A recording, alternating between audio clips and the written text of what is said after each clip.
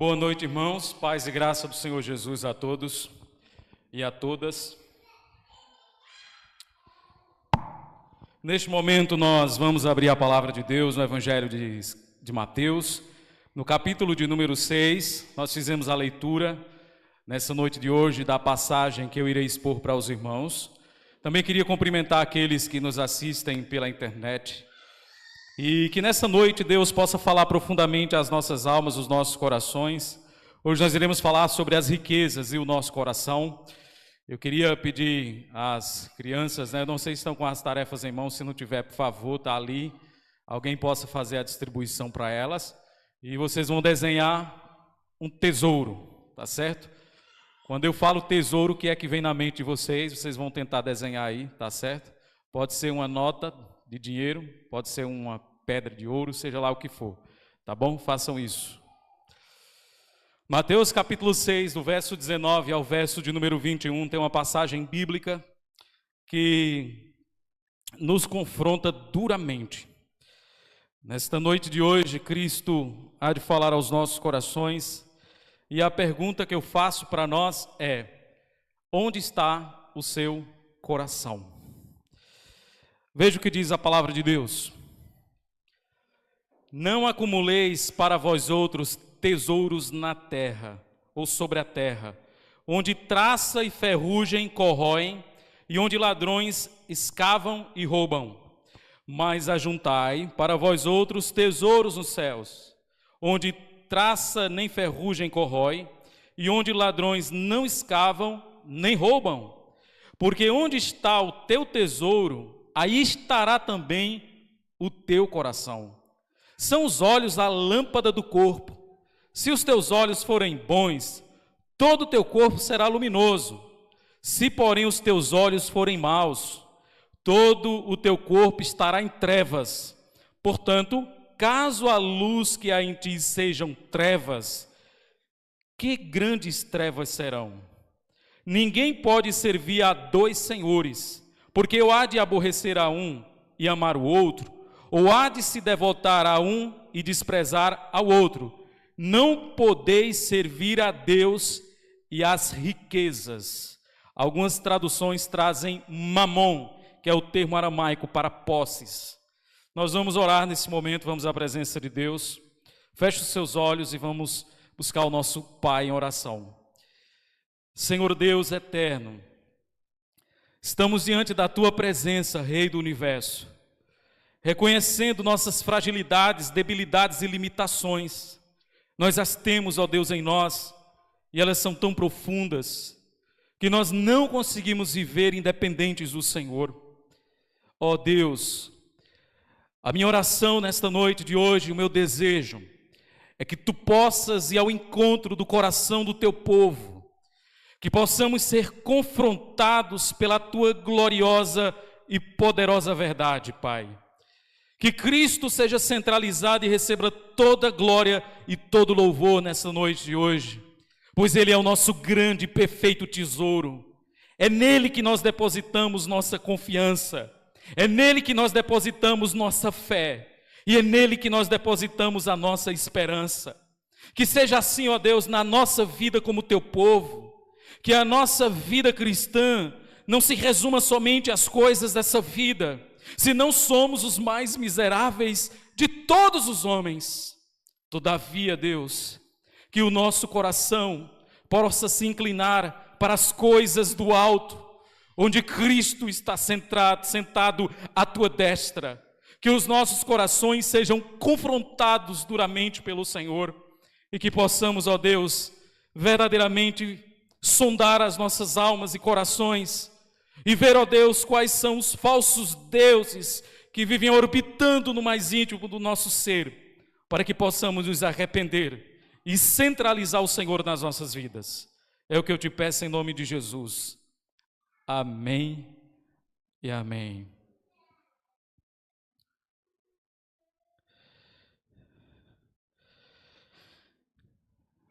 Irmãos, existiu um grande guerreiro que teve uma importância muito grande na história da humanidade, por ter influenciado ou levado a cultura grega para as nações civilizadas do mundo antigo.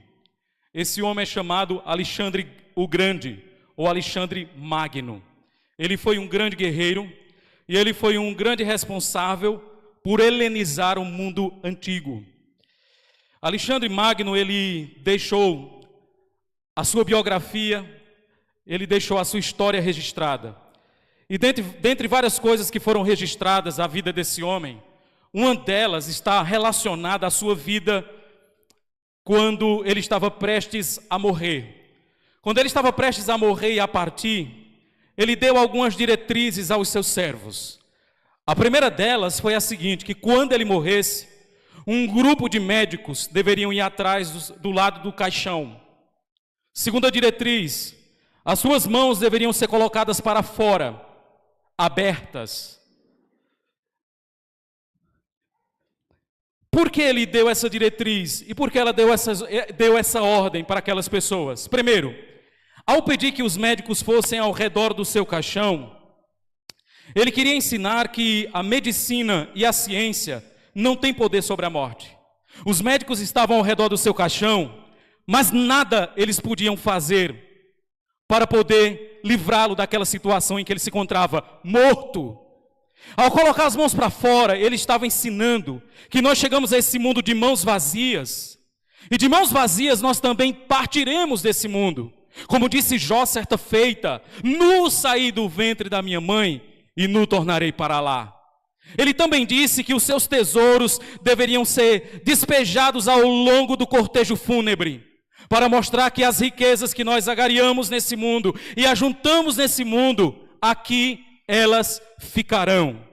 Em caixões não existe gavetas para você estocar o seu tesouro, e ainda que você o faça, você não consegue levá-lo. A mortalha não tem bolso para que você também coloque os seus tesouros, para que você possa levá-lo. Nada nós levamos desse mundo e nada nós levamos dessa vida, e é por essa razão que os nossos corações não podem ser cativos, escravos das coisas desse mundo. Jesus, aqui nessa passagem bíblica, ele já havia tratado sobre como nós deveríamos dar esmolas, tratando de como nós não deveríamos fazer e como deveríamos fazer. Ele falou sobre a oração, como nós não deveríamos orar e como nós deveríamos orar. Ele falou também sobre o jejum, como nós não deveríamos jejuar e como nós deveríamos jejuar. E agora ele vai falar sobre as riquezas, como deve ser a relação do cristão com as riquezas e com as posses. Como é que nós devemos nos relacionar com as coisas dessa vida? Como é que nós nos relacionamos com as riquezas, com a prata, com o ouro, com o dinheiro? Nós sabemos que o dinheiro em si não é algo ruim. Algumas pessoas usam um texto bíblico fora de contexto e dizem o seguinte: o dinheiro é a raiz de todos os males. Mas o versículo não ensina isso. O versículo diz o seguinte, que o amor ao dinheiro é a raiz de todos os males. Você percebe que o dinheiro em si não é um mal. Ele pode ser uma bênção quando usado para a glória de Deus. Mas o nosso coração é desordenado. Existem inclinações pervertidas no nosso coração. E muitas vezes nós tratamos o dinheiro como se ele fosse um Deus funcional. Alguém certa feita disse, e eu concordo plenamente, que o dinheiro, as riquezas, eles são bons empregados, mas são péssimos patrões. Quando o dinheiro está a serviço de Deus, é uma bênção. Mas quando nós estamos a serviço do dinheiro, é algo perverso e pervertido, nós nos tornamos escravos. Alguém certa feita também disse que o problema não é você ter riqueza, mas é a riqueza ter você. Não é você possuir bens, mas os bens possuir a sua vida e consequentemente também a sua alma. E é isso que Jesus está nos ensinando aqui nessa noite. Veja o que ele vai dizer aí no versículo de número 19. Não acumuleis para vós outros tesouros sobre a terra. Jesus está criticando aqui os religiosos do seu tempo, os fariseus. Eles eram homens ricos e prósperos. Eles usavam a piedade do judaísmo para enriquecer. Jesus, certa feita, confrontou aqueles religiosos dizendo: vocês devoram as casas das viúvas, ou seja, arranca delas até o último centavo.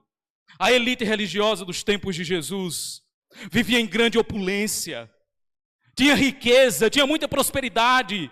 E na mentalidade judaica, uma pessoa que era próspera financeiramente falando, era alguém que era aprovado por Deus, e a pobreza era uma maldição. Então, quanto mais rico você fosse, dentro da mentalidade de um judeu, mais Deus estava abençoando e aprovando sua vida. Se você não prosperava, se você não tinha posses ou riquezas, você estava debaixo do desprazer de Deus. E não é preciso ir longe, porque hoje a própria teologia da prosperidade das igrejas neopentecostais ensina também isso. Se você tem lutado e passado algum tipo de necessidade, é porque você está em pecado, não tem fé, ou Deus está punindo você. Meus irmãos, se nós fôssemos olhar para esse princípio e pensar que o fato de eu estar prosperando financeiramente significa que Deus está aprovando o meu caráter e minha conduta, nós íamos ter vários problemas. O primeiro deles é que o próprio Filho de Deus, Jesus, ele veio de uma família pobre. Quando Jesus, ele nasceu, a sua família ofereceu pássaros em sacrifício, e só fazia isso família pobre, porque não tinha um cordeiro para oferecer, que custava muito caro. Alguns teólogos aventureiros, modernos, vão dizer que Jesus era um homem muito rico. Ele tinha uma casa na beira da praia, em Cafarnaum. Claro, as cidades eram construídas na beira da praia de rios, por causa de questões econômicas. Mas Jesus, ele veio de uma família pobre. A origem de Jesus é humilde. Ele não nasceu nos palácios da época, mas uma manjedoura. Será que Deus desprezava o filho dele? Será que Deus não aprovava o caráter de Jesus por ele ter nascido em uma família humilde? Claro que não. Haja vista, nós temos também o caso de Jó no Antigo Testamento. O que foi que aconteceu com Jó? Por ser fiel a Deus, se afastava do mal e era um homem justo, ele passou duras penas na sua vida. Ele gostava de grande opulência, de grande riqueza, e de repente ficou na miséria, perdeu filhos, perdeu as posses e perdeu a saúde. A teologia da prosperidade não funcionava muito com Jó, e também nem com o Senhor Jesus. Então, na mentalidade judaica, quanto mais você prosperava, mais Deus estava aprovando o seu caráter. E nós aprendemos que isso não é verdade. Uma pessoa pode prosperar para a sua própria perdição. A pior coisa que Deus pode fazer na vida de um homem que está prosperando e que está colocando seu coração na riqueza é dar mais riqueza a esse homem, porque ele vai se perder no fim. As riquezas nesse aspecto não é um sinal de bênção, mas um sinal do juízo divino. Deus está tratando aquele homem de acordo com sua própria ganância.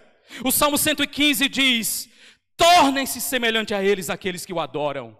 O adorador se parece com um falso Deus ao qual ele adora. Então Deus está entregando o adorador ao ídolo do coração dele.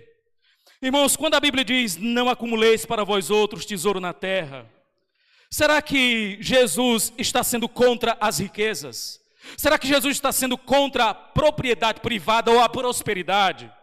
Será que quando ele diz não ajunteis tesouro na terra, ele está dizendo que nós não podemos fazer provisões para o futuro, porque isso seria incredulidade? Eu penso que não. Primeiro, meus irmãos, a riqueza nas Escrituras não é algo mal em si. O problema não é a riqueza. O problema sempre é o nosso coração. É a forma pela qual nós nos relacionamos com as coisas. Nós podemos olhar para as coisas materiais e ver nelas um fim em si mesmo, ou podemos olhar para as coisas materiais e ver um meio pelo qual eu posso glorificar e servir a Deus através delas. Então o problema aqui não é a riqueza em si. Então Jesus não está dizendo que a riqueza é algo mau e maligno. Claro que não. Mas o nosso coração, ele é desordenado. Dentro de nós existem inclinações pervertidas e muitas vezes nós nos relacionamos com as coisas de forma idólatra. Segundo, Jesus não está dizendo aqui que é errado você fazer provisões para o futuro. Não é errado. Nós temos pelo menos 2 passagens nas Escrituras, tem mais 2 que eu me lembro, que podem tirar da nossa mente esse entendimento equivocado de que Cristo, ele está sendo contra você fazer provisões para o futuro. Pelo menos 3 passagens. A primeira dela é o que diz no livro de Provérbios: vai ter com a formiga, ó preguiçoso. O que é que a formiga faz? Provisão para o futuro. A formiga está ali no verão, no inverno, se preparando para quê? Para um momento, está no verão se preparando para um momento de inverno.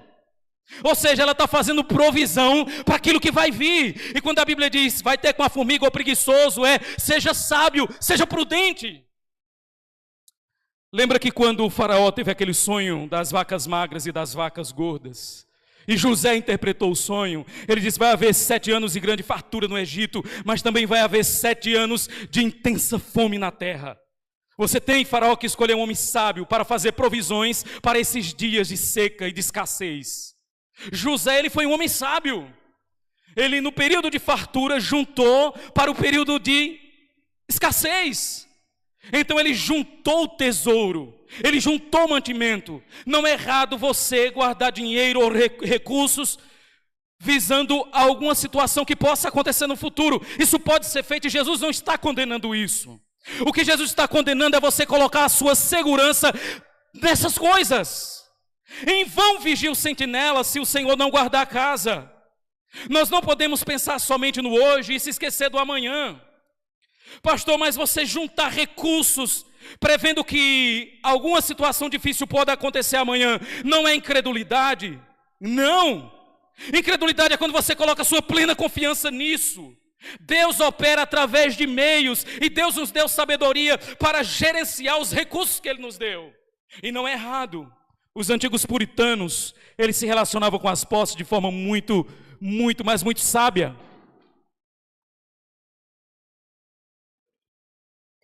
A forma que os puritanos lidavam com as riquezas fez com que um sociólogo famoso chamado Max Weber escrevesse um livro, A Ética Protestante e o Espírito do Capitalismo. Os puritanos, eles entendiam que as riquezas são bênçãos de Deus na vida de um homem, quando usada para a glória dele. E quando eles recebiam aquele recurso, eles entendiam que não somente 10% pertencia a Deus, mas tudo pertencia ao Senhor. E o que eles faziam com aquele recurso? Primeiro, supria as necessidades da família. Segundo, investia no reino de Deus. Terceiro, acudia o necessitado. E quarto, poupava. Os puritanos diziam o seguinte: ganhe o máximo de dinheiro que você puder, desfrute do dinheiro o máximo que você puder, e poupe o máximo que você puder. Esse era um princípio que imperava entre os puritanos. Então eles tinham uma relação com o dinheiro não idólatra. O dinheiro era um meio, não fim em si mesmo. Então quando Jesus diz aqui, não acumuleis para vós outros tesouros na terra, Ele não está sendo contra você fazer provisões para o futuro. Ele está sendo contra você colocar seu coração nisso. E pense comigo, o dinheiro, ele não dá para nós um senso de segurança. Sim ou não? Claro que dá. Quando você olha e você vê que você tem certo recurso ali, aquilo faz com que você acabe colocando sua segurança no dinheiro. Ele acaba trazendo para você um senso de segurança, mas é um senso de segurança falso. Em Lucas capítulo 12, Jesus contou uma história de um homem que construiu uma grande lavoura, plantou, arredou ela a trabalhadores e disse agora: alma, descansa, come e bebe. E Jesus disse: louco, esta noite te pedirão a tua alma, e o que tu tens juntado para quem será? As riquezas são incertas. Perceba o que ele vai dizer aí no verso 19 ainda. Não junteis tesouros sobre a terra, onde a traça e a ferrugem corrói, e onde os ladrões escavam e roubam. Dentro do contexto do Antigo Oriente, na época de Jesus, o que era um tesouro? O tesouro poderia ser roupas, tecido, que era muito caro, as traças iriam comê-lo.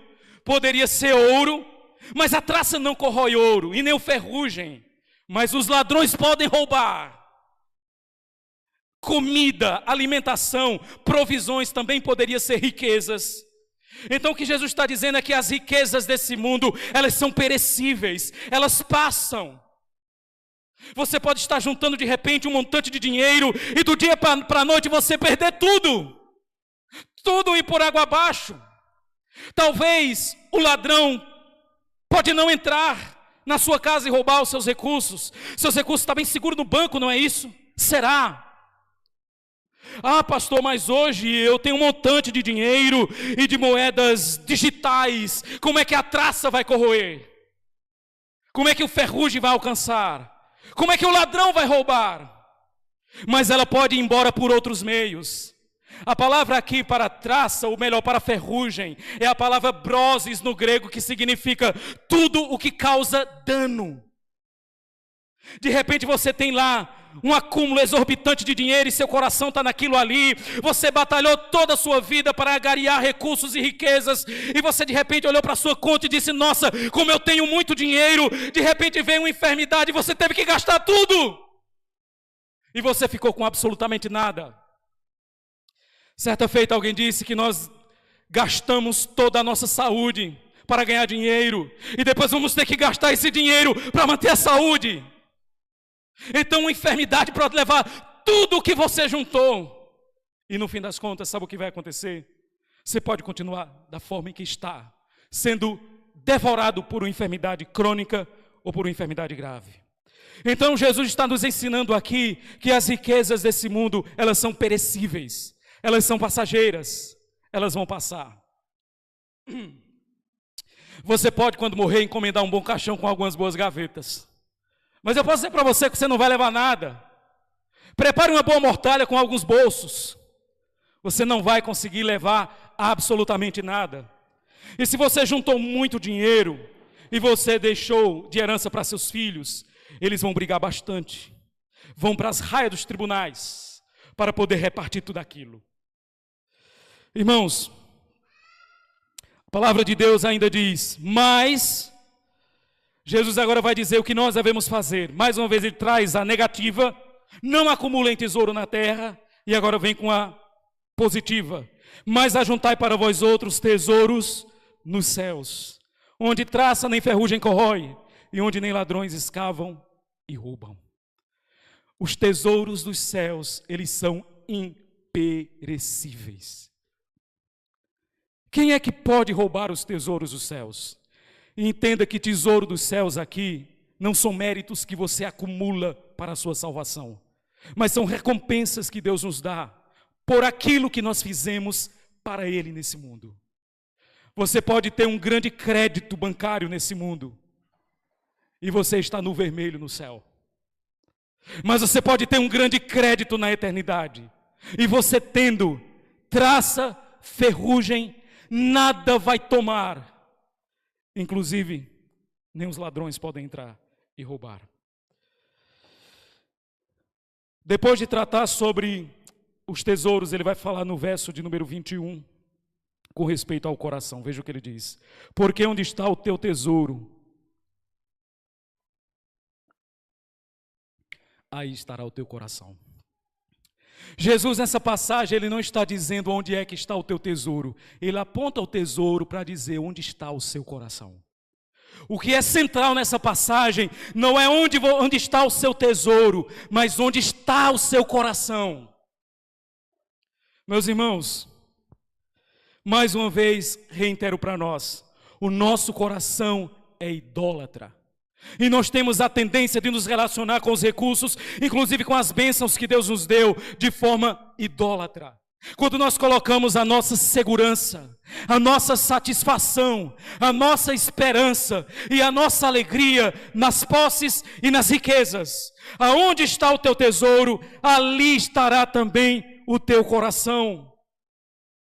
A pergunta que eu faço para você é: onde está o seu coração? Jesus está tratando de tesouro aqui, mas pode ser qualquer coisa tangível dessa vida. Aonde se encontra o seu coração? João Calvino dizia que o coração do homem é uma fábrica de ídolos. Nós temos uma usina dentro de nós que constantemente está produzindo ídolos. As riquezas, as posses podem se tornar deuses funcionais em nossa vida. Eles podem nos prometer segurança, mas eles não podem dar isso. Eles podem prometer satisfação, mas não podem dar isso. O dinheiro muitas vezes nos promete segurança, mas você pode perdê-lo do dia para a noite. Ele pode te prometer satisfação, mas quantos bilionários não vivem à base de remédios controlados, porque eles não trazem verdadeiramente aquilo que eles prometem. Jesus vai usar agora aqui a metáfora do olho cego, do que vê, da luz e das trevas. Veja o que diz o verso 22 e 23. São os olhos a lâmpada do corpo. Se os teus olhos forem bons, todo o teu corpo será luminoso. Se porém os teus olhos forem maus, todo o teu corpo estará em trevas. Portanto, caso a luz que há em ti sejam trevas, que grandes trevas serão. Jesus está dizendo que o olho aqui funciona como uma espécie de janela. É como se o nosso corpo fosse uma casa. Os olhos fossem a janela, uma janela de vidro. O olho é quem traz informações para o nosso coração e para a nossa alma. O que é um olho mau e o que é um olho bom? O olho mau aqui, Jesus, quando usa essa metáfora, ele está falando de um olho ganancioso, de um olho mesquinho, de um olho avarento. Se teus olhos forem avarentos, mesquinhos e gananciosos, aquilo ali vai afetar o teu corpo. Irmãos, quando nós nos relacionamos de forma idólatra com as riquezas, aquilo ali molda a nossa forma de agir, a nossa forma de pensar e a nossa forma de falar. Ou seja, a forma que eu lido com as riquezas vai afetar todo o meu comportamento, todo o meu ser. E se os teus olhos forem bons, a ideia de olho bom aqui é a ideia de olho generoso, que não seja ganancioso. Troque olho aqui por coração, e essa é a ideia do texto. Se teu coração for generoso, se teu coração não for escravo das posses, isso vai ser refletido também nas suas atitudes. Você vai ser generoso com os que precisam, você vai acudir o necessitado, e você vai usar o dinheiro como servo e não como seu patrão. E por fim, ele fecha dizendo, verso 24, ninguém pode servir a dois senhores, porque ou há de aborrecer a um e amar outro, ou se devotará a um e desprezar a outro. Não podeis servir a Deus e as riquezas. Irmãos, há momentos em que nós podemos escolher entre duas coisas. Quando você tem a oportunidade de escolher entre duas coisas, e escolher as duas, isso se chama oportunidade. Entretanto, quando você tem que escolher entre uma e outra coisa, isso se chama dilema. E na maioria das vezes, as nossas decisões, elas são dilemas. Quando o texto diz que nós não podemos servir a dois senhores, você pode até pensar, pastor, a gente pode sim. Eu tenho 2 empregos, eu tenho 2 patrões. De manhã, eu trabalho em uma empresa, tenho um patrão, e à tarde, eu trabalho em outra empresa.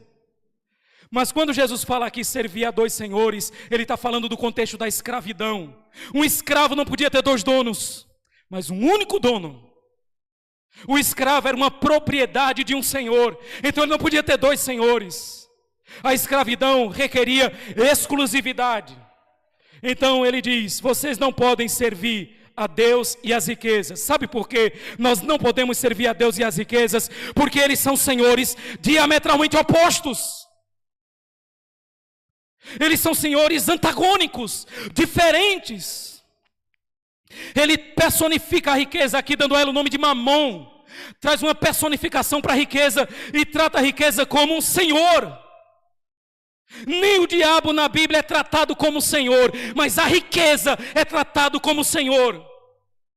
Porque ela tem a tendência de cativar os nossos corações pela falsa segurança que ela nos oferece. Você não pode servir a Deus e as riquezas. Primeiro, Deus é imortal e eterno, as riquezas são perecíveis. Deus é o Senhor verdadeiro, é o Deus verdadeiro, as riquezas são deuses falsos. Nós não podemos devotar o nosso coração a Deus e às posses. Isso não significa que você tem que escolher entre ser pobre e servir a Deus, ou ser rico e não servi-lo. Não é isso que o texto está falando. Mas o texto está dizendo o seguinte para nós: quando você dispõe sua riqueza, suas posses, e coloca ela a serviço de Deus, você está servindo a um único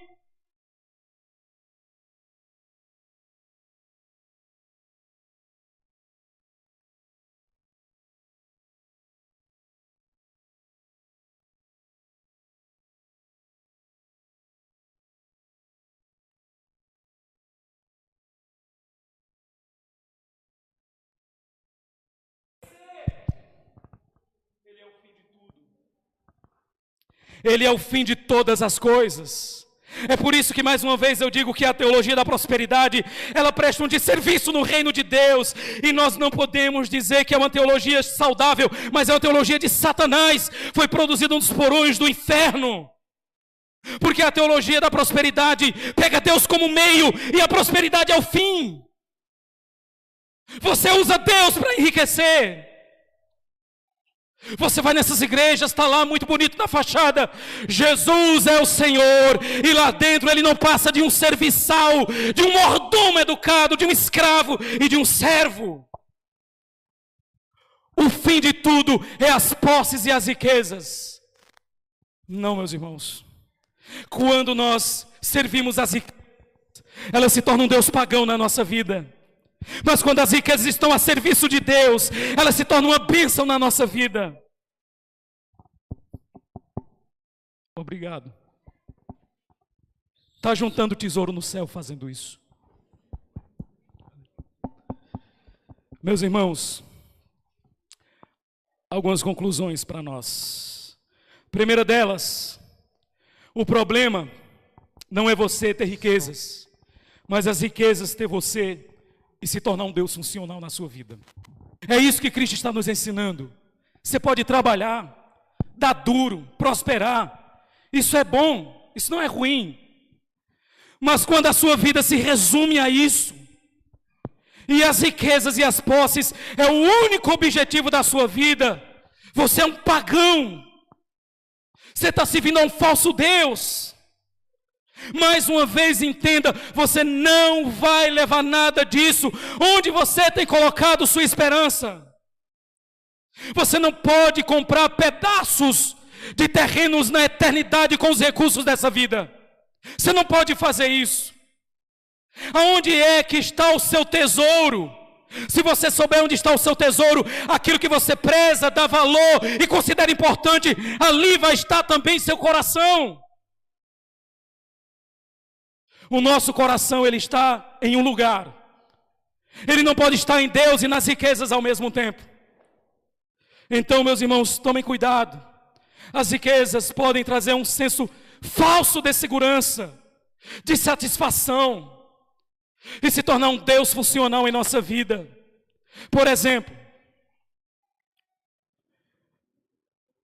quando aparece uma situação em que você precisa ajudar um irmão que carece, e você naquele momento tem condições de fazê-lo, e você faz, e você fica triste por ter feito aquilo, talvez seja um sinal de que Mamon está orbitando o nosso coração. A sua vida se resume ao quê? Segundo, quando as riquezas estão a serviço de Deus, ela é uma bênção. Mas quando nos tornamos servos dela, ela se torna uma maldição. As suas riquezas, as suas posses, os seus bens, estão a serviço de quem?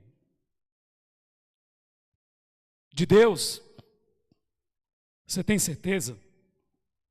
Não, pastor, toda a minha riqueza está a serviço de Deus.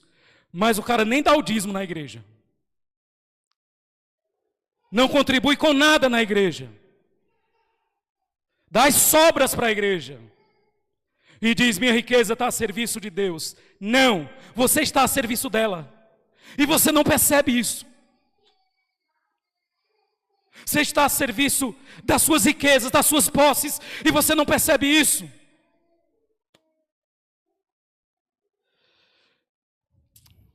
Terceiro, Deus, ele sempre vai querer exclusividade do seu povo.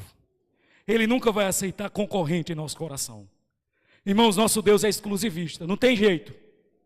Você não pode servir a Deus e a Mamon, a Deus e a riqueza, mas pode ser também outras coisas. Você não pode servir a Deus e as coisas dessa vida ao mesmo tempo. Deus, ele é exclusivista. Ele quer adoração somente para si. Ele não divide sua glória com ninguém. Ele quer o trono da nossa alma. Ele não quer a cozinha do nosso ser, mas a sala de estar. Ele quer aquilo que é mais importante da nossa vida. E mais uma vez reitero, Não é que você tem que ficar pobre para poder agradar a Deus. Você pode prosperar, mas deixe sua riqueza a serviço do Senhor.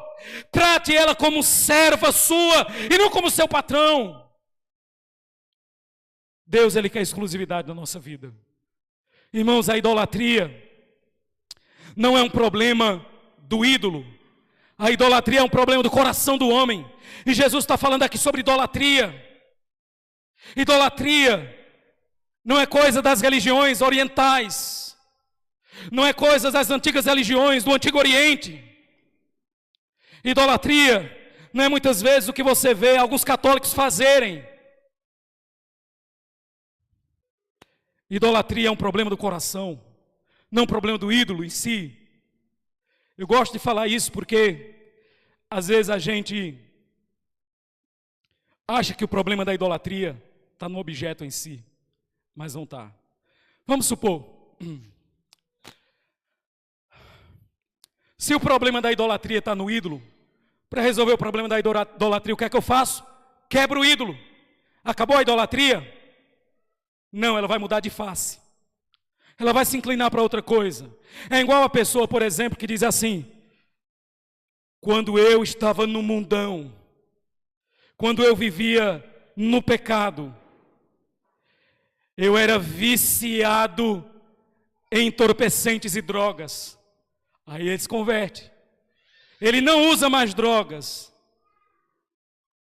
mas come igual um cavalo quarto de milha. O que acontece? Houve uma transferência. A base do ídolo está lá, só mudou a face. Se o problema da idolatria está no ídolo, e as riquezas têm a tendência de capturar o nosso coração, pegue todo o dinheiro que você tem e faça um pix para mim, e você vai se livrar da idolatria. Não. A idolatria, irmãos, é algo muito profundo. O mesmo Deus que disse: não faça imagem de escultura do que há em cima no céu, embaixo na terra, depois diz: faça 2 querubins alados e põe em cima da tampa da arca da aliança. O Deus que proibiu confeccionar imagem disse: faça imagem. Porque o problema da idolatria não é o problema do ídolo. O problema da idolatria é o problema do nosso coração. Sonde nessa noite de hoje sua alma. Veja onde se encontra seu coração. Deus já sabe onde seu coração está, mas talvez você não saiba. O que mais você dá valor na vida? O que mais é importante para você na vida? Pastor, o mais importante para mim na vida é minha família. Minha família é o que eu tenho de mais importante. Se eu perder minha família, eu perdi o sentido da minha vida. Miserável. Família é uma bênção. Mas quando você ama a sua família mais do que ao Senhor, isso está errado. Quando você ama o Senhor mais do que a sua família, você vai amar a sua família corretamente. Mas quando você ama a sua família mais do que o Senhor, você ama ela de forma errada. Então o que é que tem ocupado o seu coração? E lembrando que questão de ganância, de escravidão ao dinheiro, não é só coisa de gente rica. É de pobre também. É de pessoas com condições financeiras também. O cara pode ser escravo das riquezas, não tendo um centavo numa conta. Quando ele vive amargurado, murmurando, amaldiçoando a Deus, porque está passando dificuldade. Isso é um escravo das riquezas também. O problema da idolatria ao dinheiro não é um problema de ricos, é um problema de pecador, como nós somos. Que nessa noite, irmãos, você faça uma reflexão no seu coração. Quem é o seu Deus? Quem é a sua divindade? Quem controla a sua vida? O ídolo, ele modifica a nossa forma de pensar, de falar e de agir. Se teus olhos forem bons, teu corpo será luminoso. Ou seja, se você se relaciona com as coisas de forma correta, isso vai ser refletido no que você fala, no que você pensa e no que você faz. Todavia, se você se relaciona com as coisas de forma idólatra, isso vai influenciar o que você pensa, o que você fala e o que você faz. Uma pessoa que é escrava das posses, ela só fala em dinheiro. Não, eu tenho que fazer coisa, eu tenho que ganhar dinheiro, e tenho que ganhar muito dinheiro, e tenho que ganhar dinheiro e ganhar muito dinheiro, e depois tem um montante na conta e no outro dia morre. E se for casado é bom, né? Porque a viúva gasta com o outro. Eu queria orar com você. Curve sua fronte. Senhor,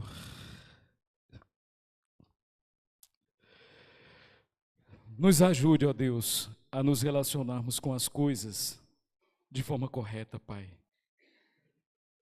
Nos ensine, ó Deus, a não nos relacionarmos com as posses de forma desordenada e idólatra, Senhor. Que o dinheiro não venha mexer nas nossas emoções, na nossa esperança e confiança no Senhor. Que possamos nessa noite entender, ó Deus, que os nossos recursos são bênçãos do Senhor para nós quando estão a teu serviço, mas podem ser juízos teus quando nós estamos ao serviço delas. Nos ajude, ó Deus, a nos relacionarmos com as coisas, não de forma idólatra, mas de forma correta, Pai.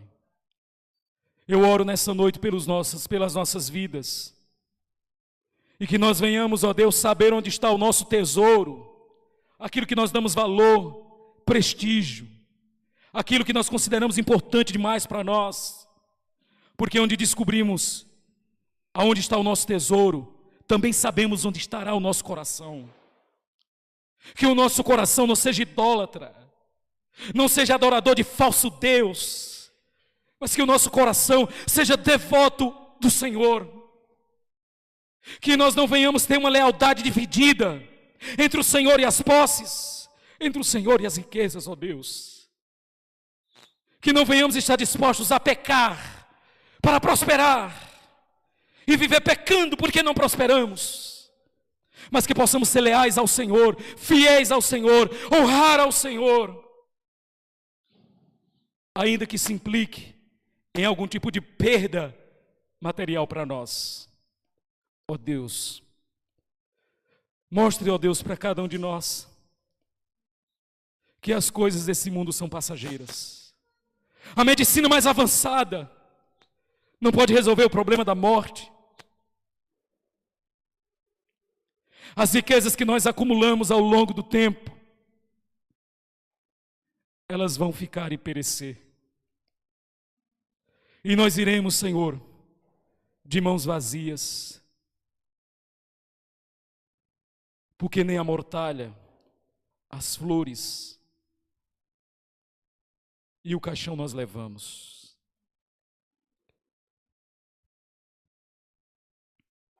Que nós possamos, ó Deus, verdadeiramente semear para a eternidade.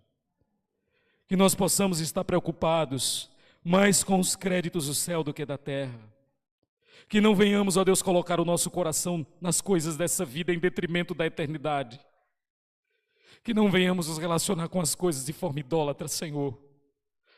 Que o Senhor esteja centralizado em nossos corações. Que nós venhamos amar ao Senhor acima de tudo. E através disso, nos relacionar com as coisas de forma correta, não de forma idólatra. Aplique Tua palavra nos nossos corações. Em nome do Teu Filho Jesus, Pai. Amém.